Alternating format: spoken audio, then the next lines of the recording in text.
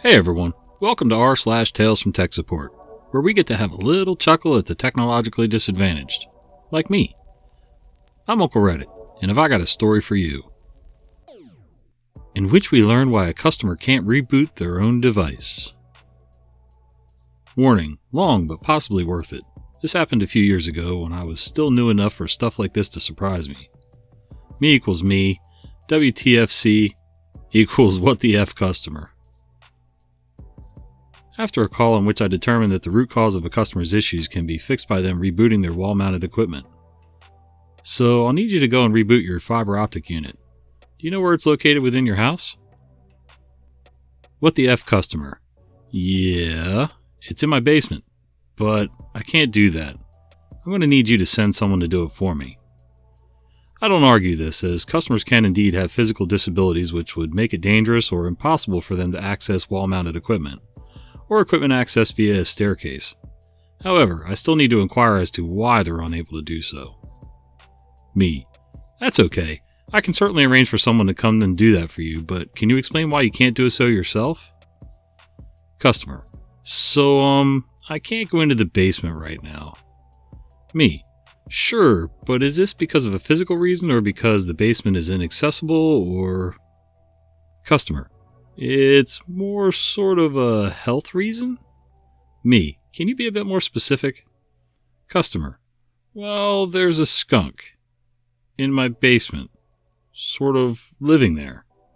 Me. Crickets as I try to take this in.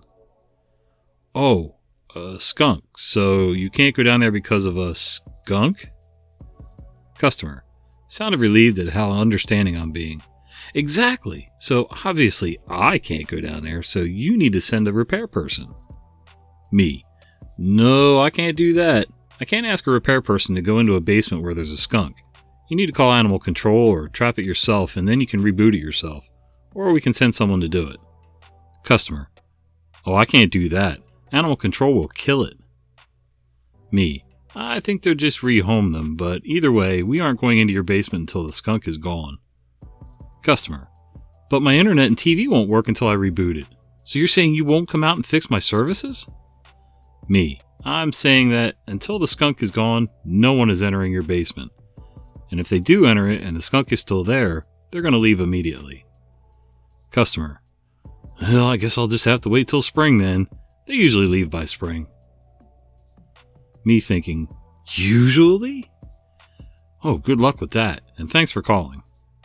They never did call back, that I'm aware of, so I guess the skunk moved out and they handled it on their own. I mean, when I used to work construction, I remember going into basements and crawl spaces and running into, the occasional mouse, termite tunnels up the side of the foundation, spiders, of course, always, those stupid weird little crickets that look all jacked up from living in the dark, house crickets I think they're called, the occasional snake, mostly hognose where I'm from, dwell in crawl spaces like that. They like to look fierce. They like to do this little cobra dance where they kind of sit up a little bit and flatten their head a little and hiss and make noise at you, but honestly, I've never been bitten by a hognose, so. How do I hang up our call? In today's adventures of a customer service rep, Customer. Hi, I'm calling in because I need help hanging up this phone call. Me. Okay, would that be on another customer's phone line? Customer. No, on the one I'm calling from. Me. Okay. So I'm talking to you on that line right now. Customer. Yes. Me. Do you have someone else on hold? Customer. No. So just to clarify, you called me to ask how to hang up this call. That's correct. I need to hang up this call I'm on right now. I've never had issues before on hanging up. Alright. I can help you. I got the customer on where the call in button is. Customer. I think I found it. Click. Wow. I don't have any words for that one. I don't understand. Like, isn't it just a matter of, usually office phones, you just take the receiver and put it down.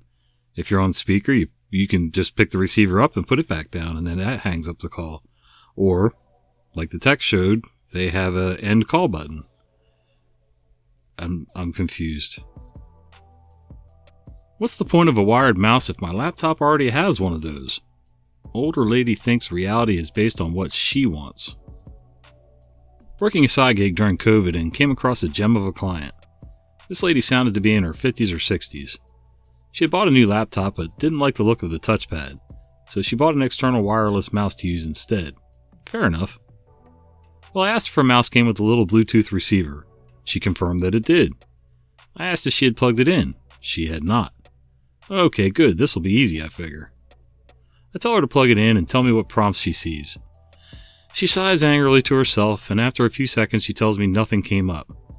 I ask her to move the mouse. She says, again angrily, "Yeah, it moves." Great, problem solved. Nope, she continues with, "Okay, but I don't want this Bluetooth thing connected. What's the point of buying it if it has to be plugged in?" Puzzled for a moment, I try to explain that it's simply a reality of wireless mice, as well as a lot of wireless devices with laptops. She continues, "Well, that's insane. It's needless. The computer already has one connected. I wanted an unconnected one. Now I have to deal with this Bluetooth lead with it getting in the way constantly." Again, puzzled, I ask her what brand wireless mouse she purchased so I can look it up, so I can get an idea of what she's talking about. She reads the box, and of course it's a wired mouse. That brand doesn't even sell wireless mice. I ask her if the Bluetooth lead connects to the mouse physically. She replies with a "Yes, that's the problem." I try to explain that she's bought a wired mouse and that she needs to return it and get a wireless one if that's what she wants. Then she starts on with, "But why can't you just remove the lead? What's the point of it being wireless if it has the lead?" It's not a wireless mouse, ma'am. I'm aware of that, and that's what I'm saying is the issue. Ma'am, the device you bought is not able to be wireless. Why not? It wasn't built that way. It was built to have the wire. Well, that's just pointless. The computer already has a connected mouse thing. Why would they sell one that can't be wireless? Yeah, I don't know. You should return it. Make sure they sell you a wireless one. Tell them you specifically want one that is Bluetooth and wireless. What a fun call. Wow, she really wasn't getting that. I don't know what could have changed her mind or made her understand. What analogy would have helped with that? What would you guys have done to help jog this lady's memory into understanding the difference between wired and wireless? User doesn't realize altering his PC with power tools will void the warranty. About 5 years ago, I worked in phone support for a small company that sells PCs designed specifically for seniors and folks with no prior computer experience. I have a million stories, but this one is short and sweet. The PCs themselves were touchscreen, all-in-ones running custom software. We shipped them with a mouse, keyboard, stylus, and anything else needed to get non-savvy users up and running comfortably. One day I received a call from an older gentleman, Phil. He wanted to know how his under-warranty repair was going. From his case notes, I saw that the PC reportedly would not power on. We received it in shipping yesterday, and it was with our repair techs. Because we were a small company, the warehouse and repair area were in the same building about 20 feet from my desk. I walked over and asked around. The repair attempt hadn't started yet, so one of the repair guys and I unboxed Phil's PC. What we found that he neglected to tell us was that he had drilled a hole in the PC's case right above the power button. Unfortunately, his modification attempts nicked the power button as well. Phil was unhappy when I informed him that we would not process his repair under warranty due to causing the damage himself. He suggested that we should pay him for the idea of adding a pen holder, where users could place their stylus somewhere convenient. In the end, we shipped Phil's PC back without repairs, as he did not want to pay for them, and later models of that PC included a plastic clip on the side to hold the stylus. Oh, Phil. Yeah, you should never take it upon yourself to do that kind of stuff. And why would you drill a hole? Oh my gosh, there's so many easier things you can do. You could take an old pen cap and glue it to the side of your case or something to hold the stylus. Oh my gosh. I can't even imagine, even knowing that there's wires and switches inside, I know I could figure out how to drill without hitting another component inside the case, and I still wouldn't do it. Ooh, man. I have no Wi-Fi and this laptop is really hot.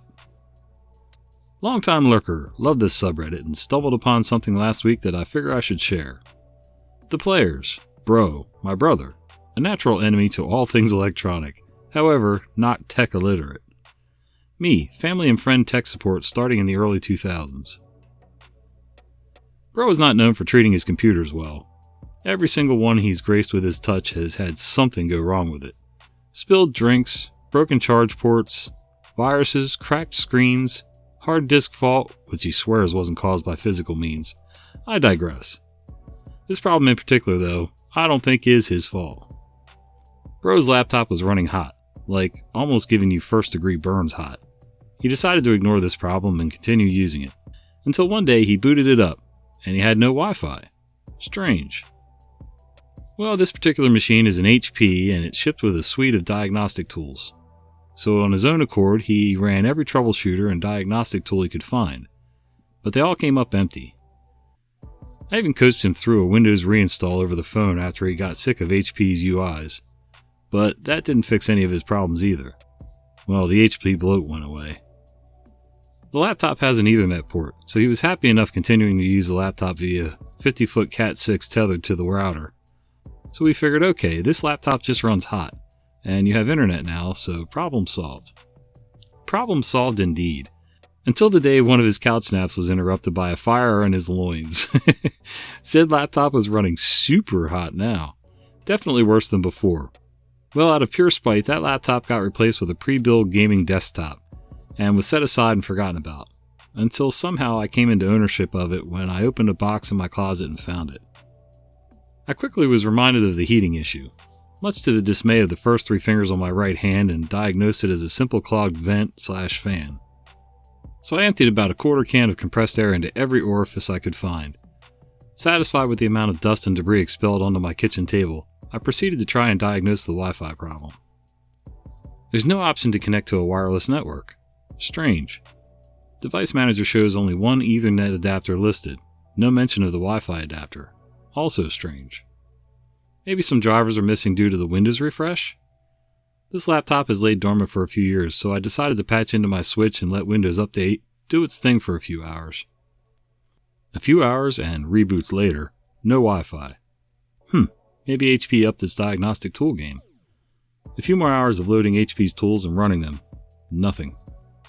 Until I was reminded yet again, much to the dismay of first 3 fingers on my right hand, yet again, of how hot this thing runs. So I decided to crack open the bottom of the case. I removed the battery and it's a normal temperature.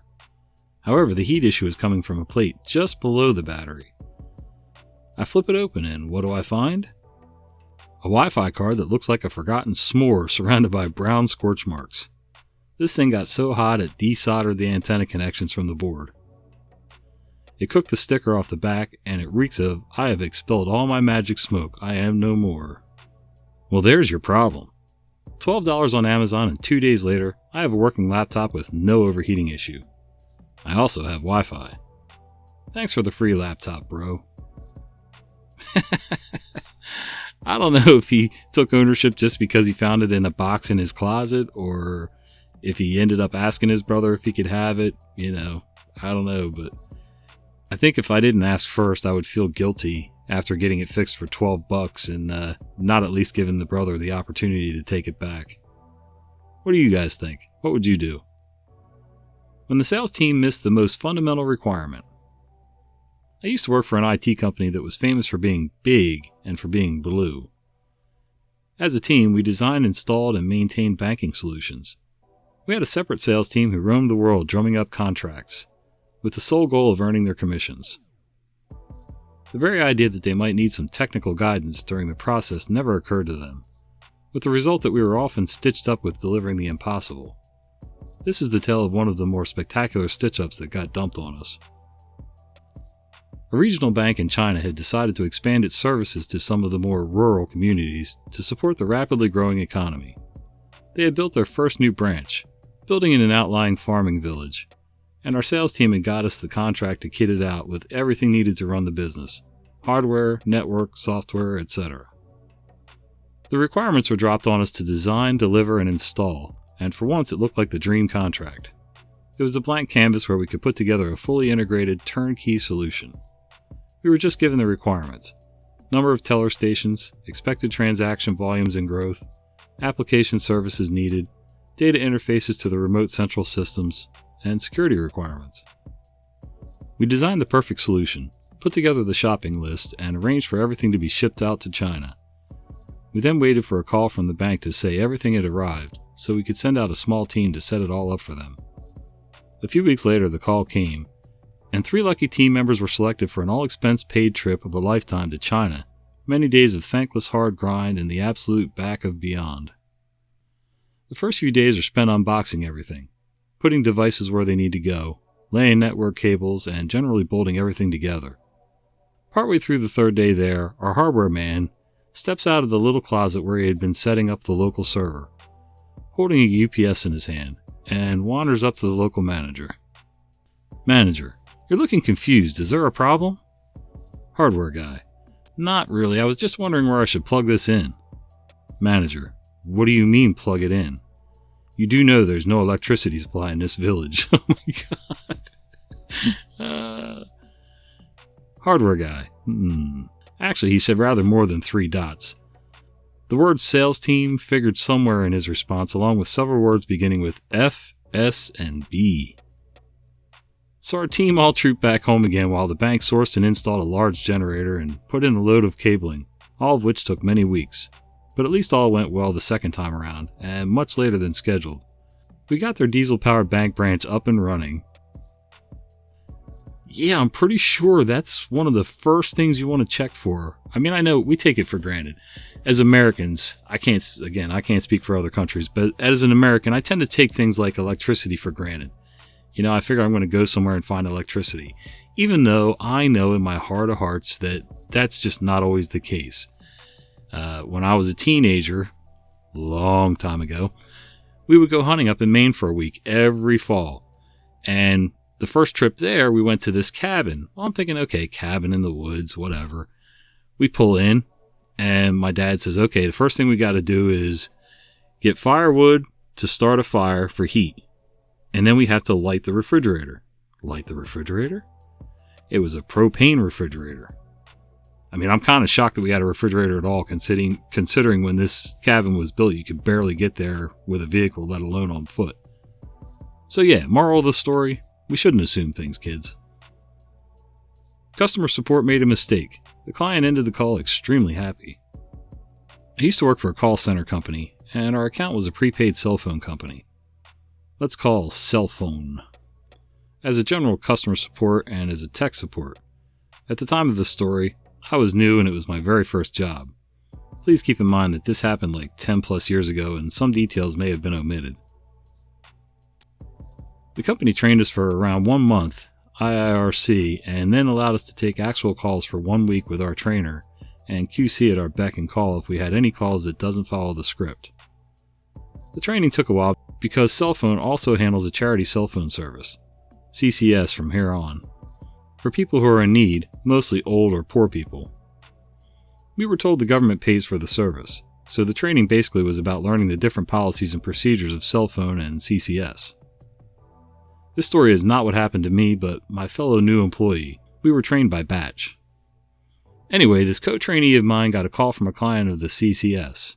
The client didn't receive his monthly minute allowance, so he called to ask what's up. Upon checking the entries and records of the client, the minutes did, in fact, not send to the client's phone and has to be manually sent by my co-trainee. And she did so by following the script. And then she clicked send on her screen and asked the client if he received a message saying he got his minutes. The client said he received a message, but it doesn't say he received minutes. I don't know if she double-checked the entries after that, but she got confused and asked our trainer for help. Our trainer said to start over and send the minutes again, and she did. I was sitting next to my co-trainee. I was on a call and got my client on hold, and was waiting for my system to finish whatever I was doing at the time and started to watch. I watched her click on send again and asked the customer if he received his minutes. The client said he did receive a message, but again, no minutes. By the way, I couldn't hear him. My co-trainee was relaying what the client said to the trainer. My trainer was a little perplexed as well and reviewed what my co-trainee did that the minutes wouldn't send. Then our trainer found what's wrong. The client was indeed not receiving his manually inputted minutes. He was receiving days. Mind you, he was in the 300 plus minute per month program. My co-trainee gave him 300 plus days worth of minutes. Twice. It was a Dropbox choice mistake. She clicked on the day option instead of minute. Needless to say, my co-trainee was scared about the mistake. Our trainer just said, "Nothing we can do about it. Just inform the client and close it as normal. Just mention what happened in the note ticket." The client was extremely happy about what had happened. He received close to 2 years worth of minutes within the span of a 15-minute phone call, plus the monthly 300 plus minutes he'll continue to receive every month. And there I was, still waiting for my system to finish. Thinking what a lucky bugger that guy was. Man, I could remember back in the day scrounging for minutes. I would have killed for that kind of mistake on my old flip phone.